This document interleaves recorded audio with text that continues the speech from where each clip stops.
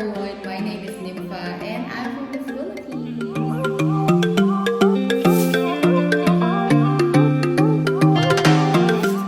I'm currently working as an EFL teacher here in Vietnam, and I've been here for almost 4 years now.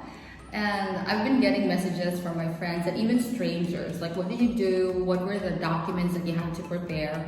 And sometimes it would take me like a few minutes to recall, to remember what I did or the processes that I had to go through. So I decided to make this video so in the future, if these questions would come up again, I can have a basis to my answer and probably look back on this video.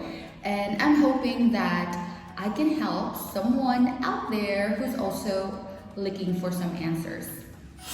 The first thing that you have to prepare is your diploma. So this is to prove that you actually have a bachelor's degree. So along with your diploma, of course, is your transcript of records, and it should be authenticated in your country. So there is a government agency that should do that for you. In our case, in the Philippines, it should be apostilled, and for it to be apostilled, you have to request a certificate of authentication and verification, or CAV, from your university or college registrar. And by then, the Department of Foreign Affairs could actually apostille it for you or authenticate it for you so that you could use it in working here. So the second one is the TESOL or TESOL certificate. This stands for Teaching English to Speakers of Other Languages. So some other companies and English centers here in Vietnam would actually require you TESOL certificate, especially if you are not an education graduate or you did not attain a bachelor's degree in education. Now, I have a lot of friends who were education graduate, but they were still asked for a TESOL certificate. I'm not sure about that though, but as for me, my bachelor's degree was in communication. Although I was a licensed English teacher in the Philippines, I had to make sure that I could get my work permit, so I decided to take the 150-hour TESOL course. And you also have to authenticate your TESOL through DFA. So one of the things that you have to do prior to that, for us Filipinos, you have to acquire a CANA, or a certificate of, certificate of authority for a notarial act, and it must be performed by a judge. But before that, you still have to notarize it. So see, you get the TESOL, you notarize, and then get the CANA, finally submit it to the DFA for apostille. Not so complicated.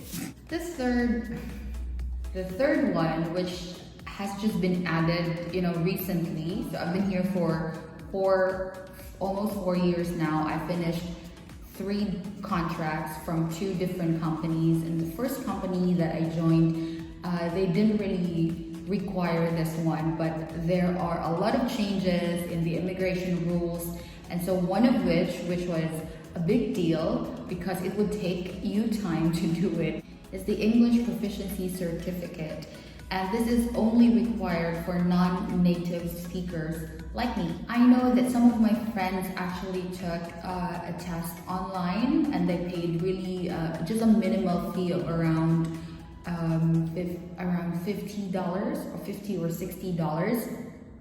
I know IELTS could be a bit expensive, so I'm glad that they had this option, because a year ago they actually didn't have this option. They were only able to choose between IELTS or the VSTEP. VSTEP is very similar to IELTS. It's just that it is facilitated by a Vietnamese institution or university. I'm not sure though.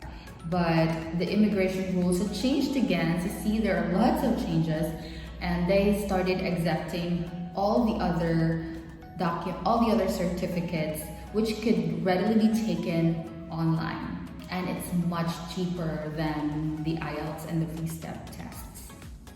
These are just 3 of the things that you have to prepare personally before taking on that job application.